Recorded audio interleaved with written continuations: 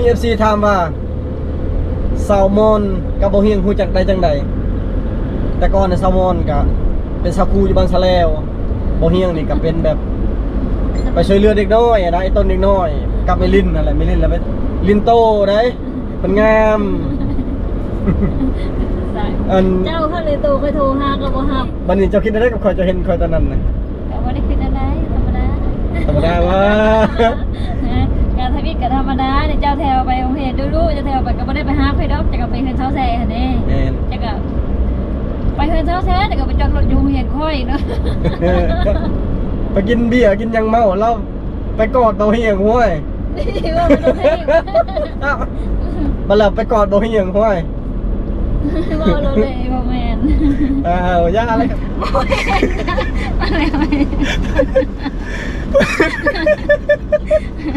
เพิ่นห้องเพลงมาปลาลุ่นเพิ่นห้องเพลงไม่ค่อยถึงห้องเจ้าเอ้ย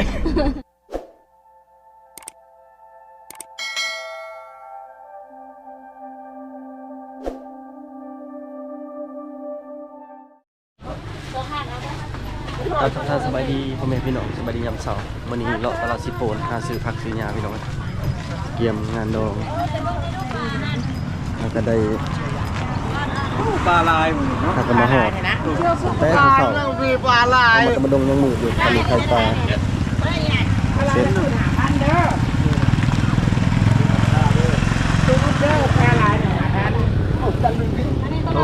ครบไปเลยผักกันปันจองมามีไปเลยนะปลาในตรงเลยนะเยอะเชื่อปลาใน150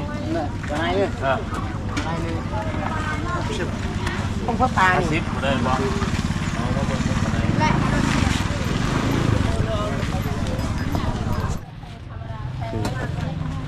ได้เรื่องมันมีเลยมัดข้าวหอมครับมาแล้วมาอะไรก็มาซื้อดีเลยเนาะมันนี่มันฮอตโลป่ะหรือฮอตโลฮอตโลป่ะโลมันละโลมันละโลมันละ2,000โล2,500ภาษาปัจจุบันโลนึงเด้อเอาสัก3มัดป่ะเก็บถุงต่างหากเลยดิอีกหัวนึงแล้วก็ยัน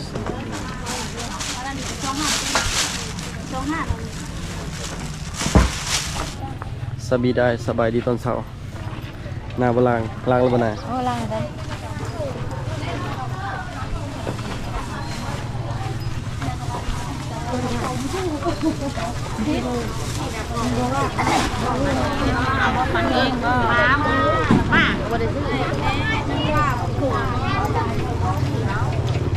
มันเป็นเทนนีมันแตก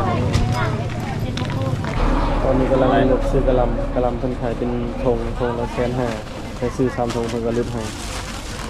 เหลือธงละ1,400แม่นอันแบบนี้เราเพิ่นสิขายโล20,000ถ้าแบบนี้10โลเลยโลละ14ธง1,400เบิดเป็นเบิดเนาะกำพาเงินแล้วบัดนี้กำพาเงินตะลีแล้วหมดแลดอกหลายสิ่งหลายอย่างอ่ะดิจกเงินแต่ละมื้อนี่จะได้ล้านเฮ็ดคือรวยเลยเอาเฮ็ดได้ตาย3ธง30,000แล้วก็เมื่อกี้นี่ก็ซื้อไปไว้อยู่ในรถคือคืนขนาดเลยตลาดเมืองสิโปนเป็นเมืองใหญ่เมืองเล่นกับเมืองนาวอีกจักมาจากบ้านเฮาเองบ่หรือประเทศอื่นเนาะคือจังว่าตั้งใจว่ามาจากเกาหลีวะใหญ่เลยเนาะอยากเห็นบ่อันน่ะเห็นว่าเขาปลูกว่ะแม่นมันเกาหลีพวกนี้ใหญ่เลยเนาะมาทางเวียดนามมันคนส่งทางนี้ใกล้ซื้อมักเล่นมักนาวแล้วก็บัวหัวใหญ่เอาไปใส่สเต็กไปคันใดนี่ก็เมาจนเบิดเลยคันใดก็ถึงเลขคันนั้นแม่นมักเล่น5โลพวกบัวใหญ่โลเท่าไหร่ก็บัวใหญ่โล3เล่น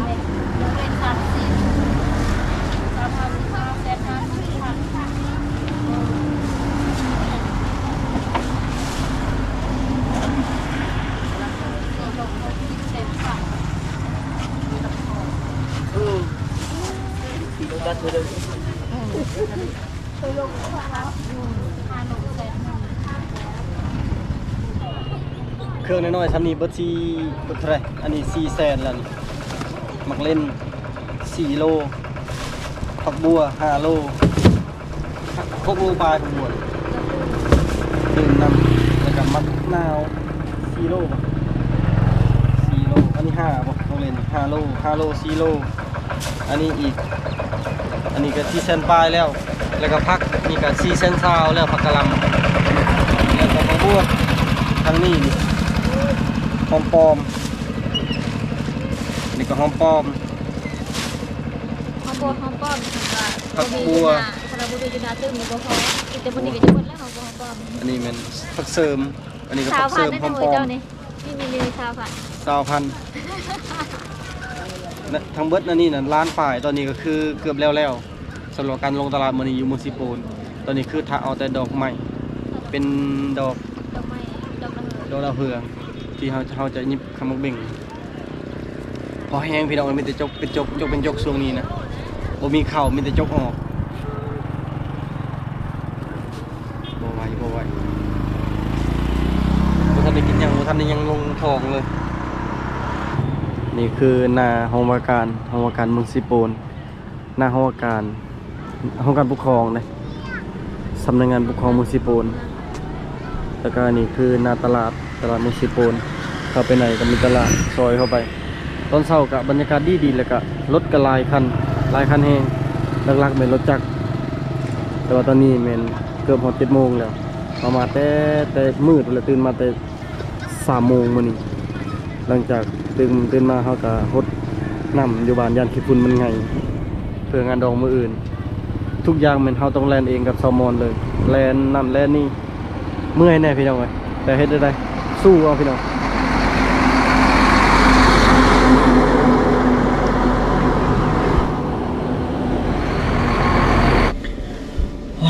ตอนนี้แล้วพี่น้องยังตาดอกไม้อยู่ยังบ่เห็นคำมาส่งดอกไม้มันจักโลบ่ 7 โล ดอกไม้7 โลฮะ 7 โลโลนึง55 7 โลโลนึง55 300,000ปลายดอกไม้นี่ก็300,000ปลายเมื่อไปนี่ก็เอาเครื่องลงกินข้าวกินน้ำอาบน้ำแล้วก็มารับเขาพ่อแม่อยู่บ้านอีกเอาเฒ่าแก่เอาพ่อรามมาลายเลยพี่น้องเอ้ยฮักก็บ่ฮู้จักนี่บ่ได้ง่ายเลยกว่าสิได้เป็นครอบเป็นครัวคือบ้านคือเมืองเพิ่นกลางคืนบ่ได้นอนกลางเว้นบ่ได้นอนแล่นแต่เวียก ก็ไปแน่บ่ได้ยืน กลางเว้นบ่ได้ยืนกลางคืนบ่ได้นอนคือเพิ่นเว้านี่แหละบ่อย่างกินข้าวเขาบ่มีเวลาเมื่อวานนี้ก็กินแต่2 เทื่อกินข้าวคาบเช้าก็บ่อิ่มกินคาบแลงบัดนี้เจ็บท้อง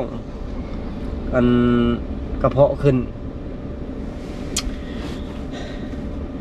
ถ้าเบิ่งงานเฮาว่ายูทูบเบอร์มีผู้ใดแน่มาแต่บ่เฮียงบอกนี่เท่าที่ฮู้จักนี่เกือบเบิดเลยแต่ว่าเฮาถ้าเบิ่งมื้อนั้นแหละว่าไผสิมาได้มาบ่ได้ก็เฮาก็เข้าใจแต่ละคนก็มีเวียกบ่คือกันนะ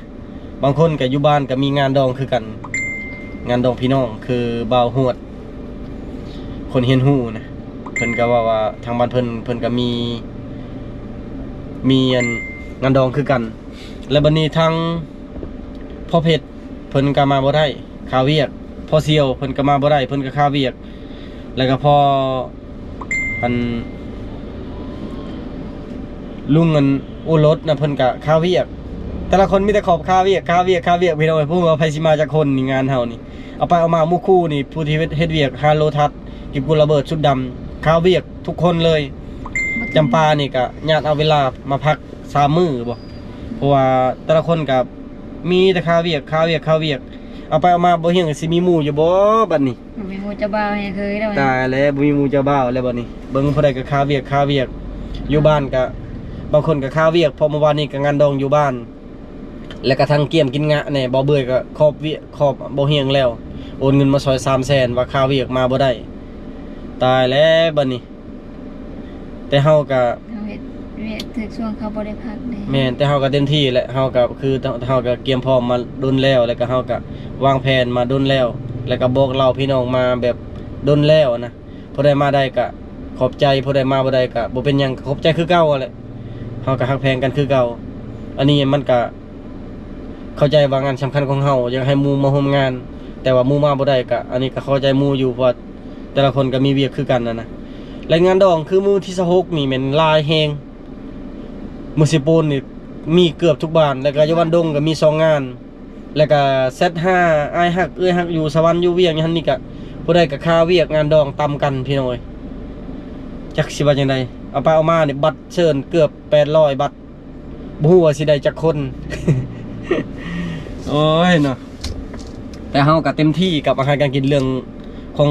งอยู่ของกินนี่บ่ทวงบ่ทันหรือว่าบ่เพียงบ่พอนี่เฮาก็บ่ฮู้แต่ว่าเฮาก็เต็มที่เต็มสุดๆแหละและสำหรับอยู่บ้านเฮาน่ะทุกๆงานนั่นเป็นงานดองบ่งานแก้เหตุแก้หยังต่างๆนี่จะมีการฆ่าสัตว์พี่น้องเอ้ยก็ต้องเข้าใจในด้านนี้คืองานนี้แม่นฆ่าสัตว์หลายโตอยู่ได้รวมแต่ปลานี่ก็หลายโตแล้วเอาอยู่น้องแล้วก็ซื้อเอาอยู่ห้านรวมไปทางไก่6โตหมู4โตงัวตัวหนึงควายตัวหนึงเบิดเป็นหลายพี่น้องเอ้ยบางคนก็ว่าบ่อยากให้ล่าสัตว์อันนั้นแต่มันก็เป็นไปบ่ได้เพราะว่ามันฮีทก็คือฮีทพี่น้องเอ้ย เนาะ เมื่อยเลยพี่น้องเอ้ย โอ้ย เออ ค่าใช้จ่ายเนี่ยบ่อยากสิเว้าเลย ไปกิน แล้วก็งานเฮามันสิออกมาประมาณใดแล้วหมู่ครูผู้ใดสิมาร่วมงานได้ก็ถ้าเอิ้งในมื้ออื่นแล้วพี่น้องเอ้ยกับมื้อนี้แม่นมื้อคอมื้ออื่นแม่นมื้อแต่งแล้วก็ยังเชิญชวนพ่อแม่พี่น้องทุกคนเด้อก็ขอเชิญขอลาในนี้เลยผู้ใดอยากมาร่วมงานแต่งของบ่เฮียงกับทางบ่เฮียงก็ยินดีต้อนรับทุกคนทุกท่าน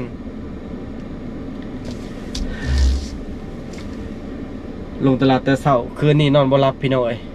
เอามือกายหน้าผากอยู่โอ้ทำสมองทำงานหนักคิดเรื่องค่าใช้จ่ายคิดเรื่องงานดองสิออกมาแบบใดยันของอยู่ของกินบ่เพียงพอนั่นนี่หลายอย่างพี่น้องเอ้ยมีแต่คิดกับคิดเลยห้ามความคิดบ่ได้นอนคุ้มให้รับกับบ่รับเมื่อคืนนี้นะตอนนี้ได้ครบแล้วดอกไม้ก็บ่งามซ้ำคนขายนี่เขาสลาดหัวใหญ่อีหลีใดก่อนเขาสิกายดอกไม้ฮู้บ่เขาโฮดก่อนแล้วนำมันไปข้างตำเอซอนตามดอกไม้น่ะมันหนัก5โลนิดหน่อยเอ้ยตายเลย7โล7โลนิดหน่อยโลนึง55,000 385,000ลุกเป็นลุกพี่น้องเอ้ยถ้าอยากหัวถ้าอยากให้แล้วนี่นะแต่ว่าคันว่างานนี่น่ะพวกเฮาเฮ็ดได้นี่ถือว่าเก่งชุดแหละต้องยกย่องให้ตัวเองแล่นใต้แล่นเหนือแต่ละมื้อกลางค่ำกลางคืนกลางเว้นบ่ได้ยืนกลางคืนบ่ได้นอนแหละตอนเที่ยวมาเอาบัตรก็3-4เทื่อพุ่นแหละกว่าสิแล้วมื้อนี้ก็ยังเอาบัตรนี่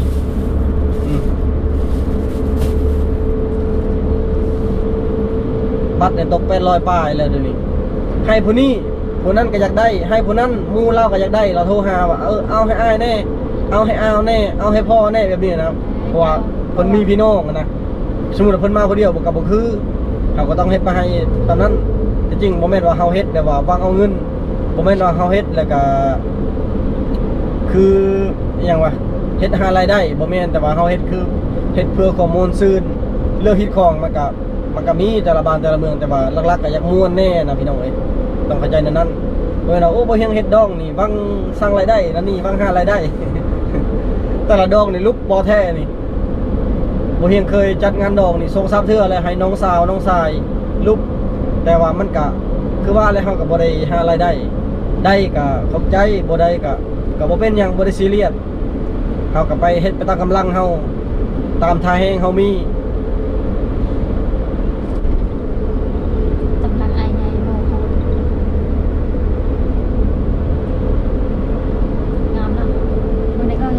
งามบรรยากาศดีเลยมื้อนี้นะเห็นบอกเขาเริ่มคึมแล้วมื้ออื่นหนาวมื้ออื่นนี่มื้อดองยาและบ่เปิ้นน้ำก้อนแล้วมื้ออื่นทางสิโปนนี่ก็เริ่มงามเพราะว่าเพิ่นควัดออกที่มันเป็นลุกเป็นโน่นเป็นหยังนำเพิ่นก็ขุดออกมันก็ไข้ขึ้นนะไข้กว่าแต่ก่อนนี่คิดรู้จักโอ้เสี่ยงอะลีสมัยแบบร่มกับแซลมอนใหม่ๆนะพี่น้องเอ้ยสมัยนั้นนะประมาณเดือน6เดือน7นี่แหละสมัยนั้นมันก็ห้าวๆหั่นๆแน่พี่น้องเอ้ยกลางคืนฮู้บ่ขี่ไปเมืองสิโปนนี่ทางนี่โอ้ฝนตกกระแข้งน้ำแกงก็ลอยเลยในสมัยนั้นน่ะขี่รถจักรฮู้บ่แต่บันดงมาเมืองสิโปน 11 โมงกลางคืนเครื่องของเปียกเบิดฝนตกน่ะ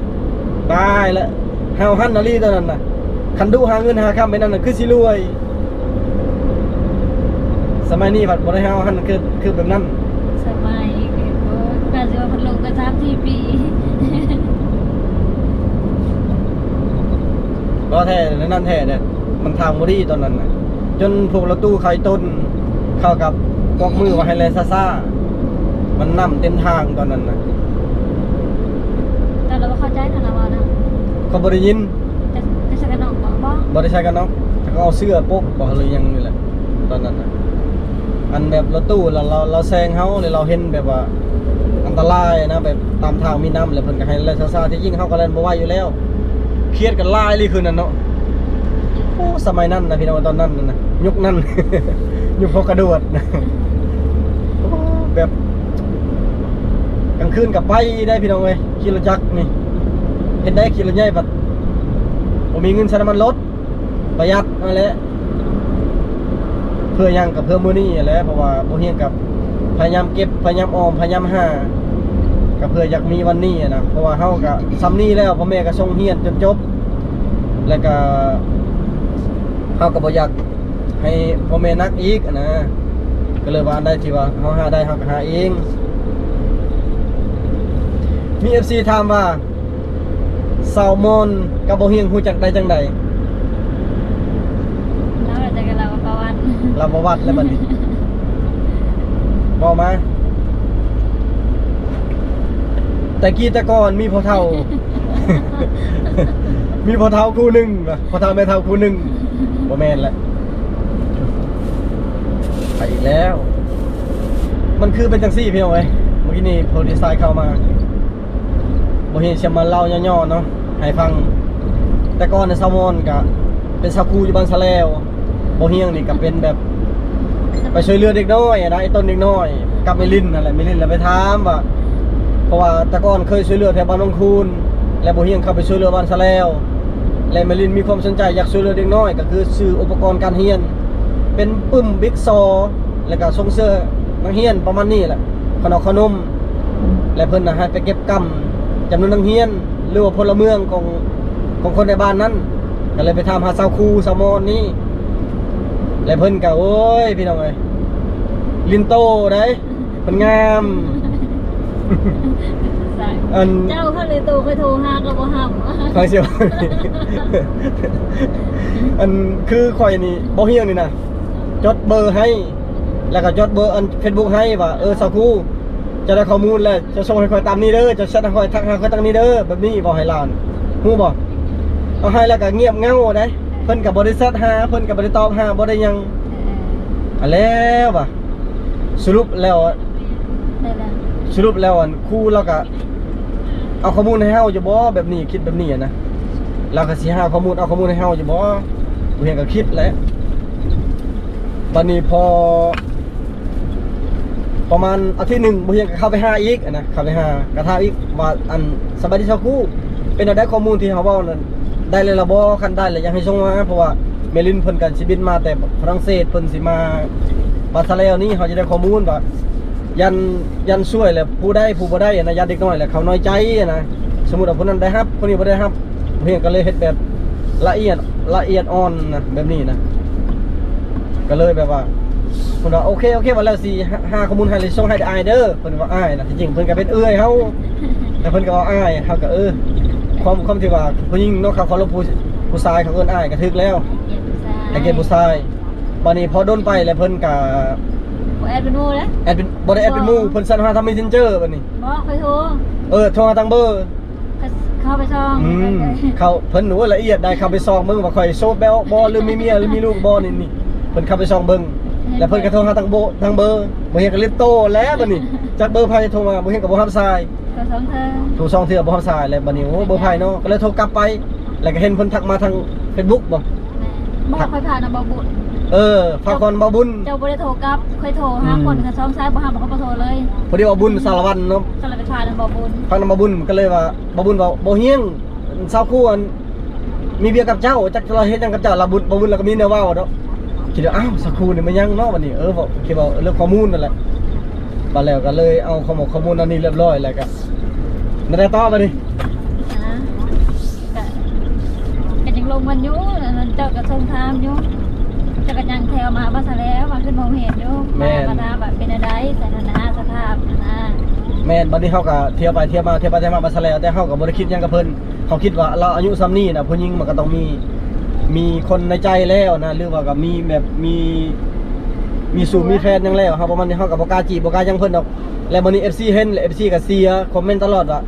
อันบ่เฮียงซาคูบ่เฮียงซาคูบ่เฮียงซามอนประมาณนี้นั่นแหละแล้วแม่ลินแล้วก็ลูกไผ่นั่นอันนี้แหละบ่เฮียงบ่ให้เพราะว่าคือบ่เฮียงกับซามอนก็บ่ได้เป็นหยังกันนะพอดีมาตัดภาพไปด้วยจะหน่อยยังเราต่อเนี่ยมาเก็บดอกไม้ก่อนมันฟาวเวียกเนี่ยเดี๋ยวนี้มาเก็บดอกไม้เดี๋ยวจะหน่อยเราต่อเด้อเรื่องเราเรื่องอดีตอัน ดอกไม้นี่กับปันนั่น ดอกไม้บ่พอเราฮดนั่นน่ะน้ำมันเข่ามันอยู่ทันเต็มหมดแล้วมันก็นัก 7 โลเขาจะไปเบิ่ง7 โลนะน้อยเดียวนึง ตายแล้วเนาะ เขาจะเฮ็ดคันมากค่ะนะคันเลยว่า เป็นน้ำเจ้าสั่งนั่นแหละ เอ้า ตายแล้ว เขา นั่น ส นี่ ร้าง2 งานนะได้2-3 งานก็มีแต่ค่อยสร้างดอกไม้อีกอะ เออ ตอนวอนน่ะเขาสร้าง3 โลแล้วบ่พอบัดจ้อยแล้วเขาสร้าง5 โล บ่สดชื่นแล้วมื้อนี้นี่ แม่น สดเชียแล้ว ถูกกับเขาสร้าง7 สดเชียหรือว่าเสียสด วัดย่อเองต่ออีกแล้วบัดนี้ออกจากบางส่วนเรียบร้อยแล้วก็บ่ฮู้ว่าไปฮอดไซลงไปฮอดไซพี่น้องเอ้ยก็คือ หลังจากอันนั้นก็เฮาก็สวับฮักแพงในนามที่ว่าเป็นอ้ายเป็นน้องเป็นเป็นน้องแบบนี้นะเฮาก็บ่ได้คิดอีหยังแบบบ่ได้คิดอีหยังว่า ได้เห็นเพื่อนเลย บ่ได้คิดว่าฮักแพงกันนั่นนี่ได้และคือเพิ่นเห็นเพิ่นเกิดไอ้เฮียงอะนะเฮาเห็นก็เซาคู่แล้วก็บ่ฮู้ดอกว่าชื่อเพิ่นน่ะชื่อมอนชื่อหยังเฮาก็บ่ได้ฮู้และช่วงนั้นบ่เฮียงกันแบบว่าบ่อะไรก็มีคนล้มแน่นะแบบนี้ โมอยู่วิชาอยู่แล้วโมก็เลย มีผู้ชายอยู่แล้วบัดนี้เจ้าคิดได้กับข่อยเจะเห็นข่อยตอนนั้นน่ะ แต่ว่าได้คิดอะไรธรรมดา ธรรมดาว่าว่าความจริงด้วยบัดนี้ การทวิตกับธรรมดาเนี่ยเจ้าแถวไปโรงเรียนดูๆเจ้าแถวไปก็บ่ได้ไปหาใครดอกจะก็ไปเฮือนเช้าแซ่หั่นเด้ แม่น จะก็ไปเฮือนเช้าแซ่แต่ก็ไปจอดรถอยู่โรงเรียนค่อยเนาะ เจ้าก็เลยจับแรงบ่ มันก็เห็นอยู่คู่มือจะไปตอนเช้าตอนแรกเฮือนเช้าแซ่กันบางทีก็จอดอยู่นอกโรงเรียนก็ได้เป็นคนละเด้อไปจอดรถอยู่โรงเรียนค่อย เนี่ยนั่น เจ้ากับพี่ได้พี่ไปจอดหอดลักทุ่งไปจอดหน้าห้องก็จนยังน้อยเดียวหนึ่งประมาณมีหอด10 เมตรจับจะหอดห้องไฟนะ แล้วเจ้าก็เลยรักเนมบ่ตายแล้วเนาะแล้วบัดนี้เจ้าแม่จะเห็นข่อยแบบใดบัดนี้จะคิดได้กับข่อย ก็ธรรมดา ก็ธรรมดา จะเห็นอยู่หนอดแถวไปแถวมาก็ดูว่าเบานี่เราก็ดูอยู่ได้ว่ากระจบดีสินะให้เจ้าไปเจ้ามาอยู่มือเจ้าขึ้นเทินนั่นสาวแซ่เนี่ยตัวเห็นนางเบิ่งอยู่ผู้บ่าวอย่างไง โอ้นั่น แต่ละมือก็นางแงงเขาอยู่ก็เห็นเกิดมาอยู่คู่มือเลย แม่นเกือบทุกมื้อเพราะว่าเจ้าลายก็มานอนอยู่บ้านพักบันดงสวรรค์อยู่พี่ ค่อยน่ะเห็นเจ้าทุกมือแต่เจ้าน่ะบ่เห็นค่อยจักมือ บ่เห็นเพราะว่าเราน่ะอยู่ห้องเราแนมหาทางนอก แบบบ่ยืนด้วยสาย แจ้ ตาง เนี่ยหน้าหมู่มีผู้สาว บ่ได้แม่นแปลว่าคือเราอยู่ในเราแนมหาทางนอกเราเห็นแจ้งแต่เฮาอยู่ทางนอกนะแนมหาเราทางไหนบ่เห็นแบบนี้นะอีกอย่างเราก็คนน้อยแน่เลยบ่ได้เห็น คลาเห็นมันก็แนมกาย บัดนี้ก็เลยแบบฮักแพงนั่นพี่น้องแต่บ่เฮียงบ่ได้มีหยังกับเราแต่ยังบ่ได้แซดส่วนตัวแบบแซดลมนั่นนี่นอกจากติดต่อเวียกแล้วก็บ่มีบ่ได้แซดหาใครบ่นี่บ่ได้คอมเมนต์บ่ได้จนแจกเครื่องแจกของนั่นนี่แล้วแหละครับคือไม่ลินแล้วก็เสีย แต่เดือน10เนาะ แม่แต่เดือน10ไม่ลินก็เสียว่าให้มักว่าสักคู่แล้วก็เป็นตาฮักดีแล้วก็คนแบบว่าตามเบิ่งก็โอเคอยู่คิดว่าสิอยู่นำเฮาได้อะนะแบบไม่ลินเบิ่งคนบ่ผิดนะพี่น้องแบบนี้ประมาณนี้แล้วบ่เฮียงก็ยังว่าอันสักคู่เรามีผู้บ่าวแล้วทั้งที่เราก็บ่มีบ่เฮียงแต่บ่ได้ทางก็เลยบอกว่าสักคู่เรามีผู้บ่าวแล้วมีเลยว่าเอ้าฮู้ได้จังได๋ว่าเขามีลูกต้องทำเขาก่อนนั่นนี่เขาก็ธรรมดาเพราะว่าตอนนั้นก็มีคนล้มอีหลีแต่ว่าบ่ได้ล้มแบบนี้นะล้มแบบคือล้มซื่อๆแต่บ่ได้มีกันผูกพันแบบผูกมัดนั่นนี่นะประมาณนี้และบัดนี้ช่วงหนึงผัดวันละองค์ฮักแน่น่ะก็เลยแบบ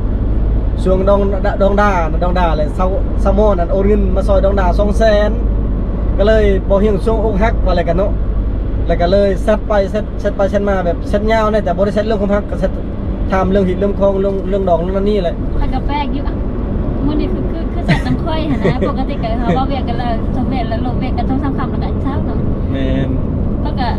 ประมาณ8 โมงเนาะแล้วก็คือว่าเขาสิเมาแล้วปานนี้แล้วเนาะตอนแรงเนาะแล้วก็ถามว่าเมาบ่สินะ ก็บ่ แต่ว่าบ่ เขาบ่ได้กิน เมา มันก็ได้กินมันไม่เวียก ก็แป้งว่าเป็นดอกคือบ่ ได้เมาอันนี้จะว่าบ่เมื่อยเวียกไรกว้างก็เนาะเป็นความเมื่อยสินะ เวียกกับชนลายมีแต่คอยแล่นขึ้นเราก็เลยเรียกน้องเล่าบัดนี้มือตะไปแล้วเป็นดองของน้องเล่าเลยคอยก็บ่ได้ลงมากันซอยคือเก่า ข้าวกันมื้อนึงเนาะ แม่นเข้ากับมือนึงแล้วก็ซอยโอนซอยคือเก่าบัดนี้จนตอนนั้นแหละ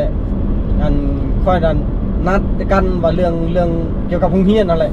ให้เราไปหาอยู่วันสวน แต่บ่ได้ค่อยนัดบ่แม่นค่อยนัดพอสมปองกับเมลินนั้น แม่ลิ้นนะ อยากลมกับเราแล้วเราเอามังมีไปตอน และบัดแล้วเรามาถามด้าว่าอันไอเฮียงน่ะลมกับผู้สาวเราโดนแล้วแบบนี้นะเพราะว่าคนโพสต์กับผู้สาวพันแต่ว่าโพสต์น่ะมันอยู่หลายคนเป็นคนเดียวแบบนี้ลงสตอรี่ตอนนี้ก็เลยด่าว่าบ่ได้ฮู้เพราะว่าเขาเป็นหมู่กันแบบนี้นะและบัดนี้ด่าก็บ่ให้ค่อยฟังบ่เฮาไปเฮียงได้ฟังก็บ่ไปว่ามาว่าเอ้าอันคิดว่าซามอนเราก็มีแบบแนวคิดกับเฮาอยู่ทั้งบ่น้อยก็หลายทั้งบ่หลายก็น้อยประมาณนี้นะไปแล้วพอมิลินละเอิ้นว่าลูกไผ่บ่เอิ้นว่าน้องไผ่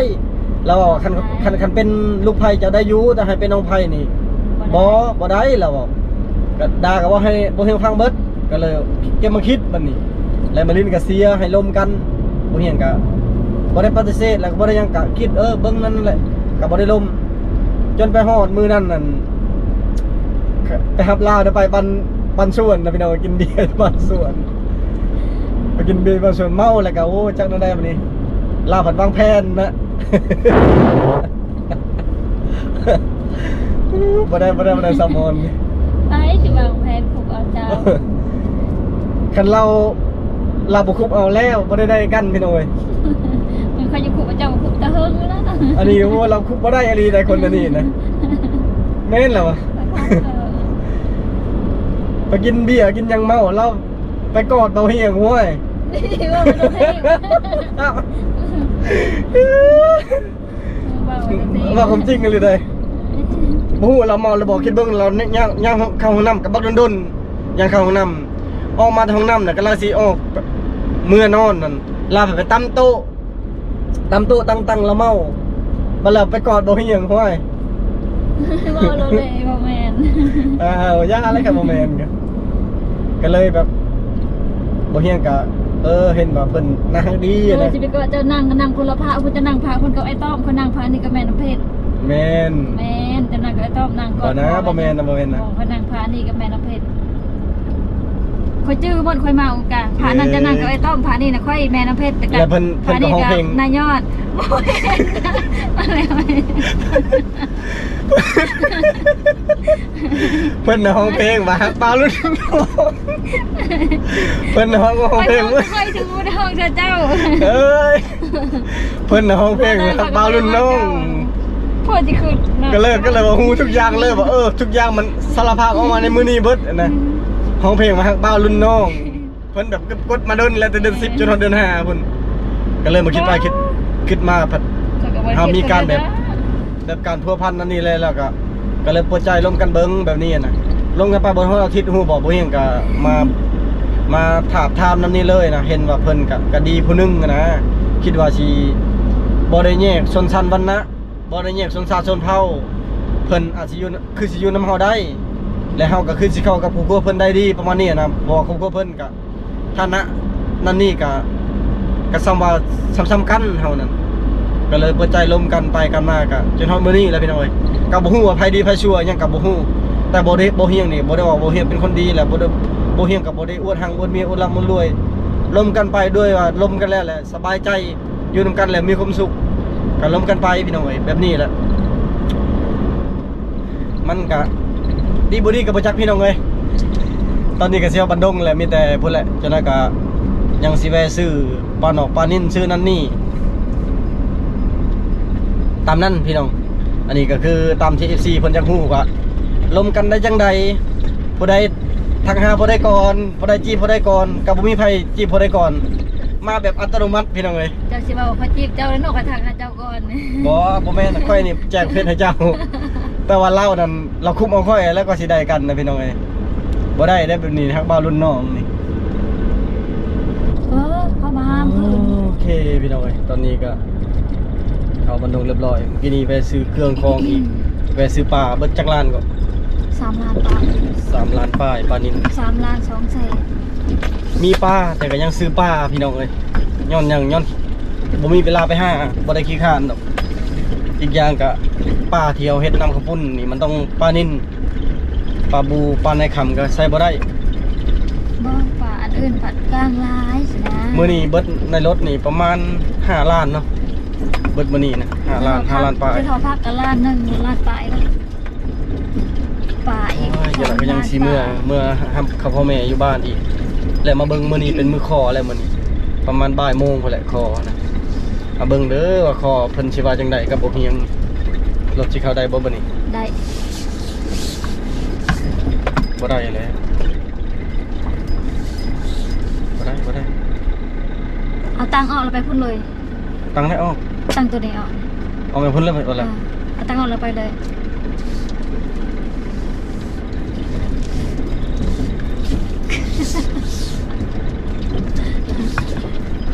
บ่ได้นะ ได้นั่นเสือเอื่อยนี่นะ เอ้ยบ่ฟังความ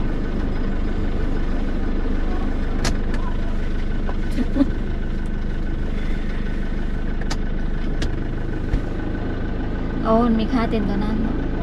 เบิ่งเด้อวิดลงวิด มันโอ้ยมันห้องรถนะ เอาคิดว่าอ่อนเนี่ยคิดว่าอ่อนอยากแบบขาวุ่นอันนี้ก็หัวยงสมองเสื่อมผู้เสือนอนมอนมุงครบทุกอย่าง พอแล้ว ไปเลย มันเตตาลูกแค้ว แหละคนไปจะอาบน้ำนะนั่นกับป้านั่น1 2 3 4ถุงผักบัวข้าวหอมครบเลยดอกไม้นั่นนี่ตอนนี้หาเวลาอาบน้ำก่อนอาบน้ำแล้วก็มาหาข้าวเมย์ตอนนี้เตรียมกลางเต็นท์อยู่ข้างใน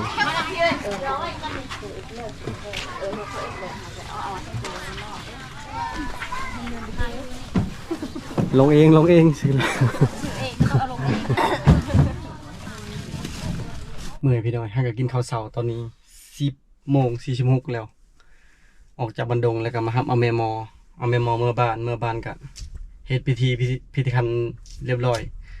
จำจของอยู่บ้านเฮาแล้วก็ลงมาอีกก็คือคอตอนนี้ก็คือมือเอาเท่าแก่แล้วก็พอรามมือเอาเขาพ่อเขาแม่เขาเอื้อยนำที่ลงนำมันนะเบาเดือนก็ขับรถนี่บ่ได้ชวนเบาดาวเหม็นค่าทำงานการทำงานเฮาและถ่ายรูปให้เฮามื้อนี้กับมื้ออื่นก็เลยแต่ละคนก็มีเวียกต้องแล่นเองแล่นไปแล่นมาเมื่อยก็บ่เป็นหยังพี่น้องเอ้ยก็สู้แหละซ้ำนี้แหละ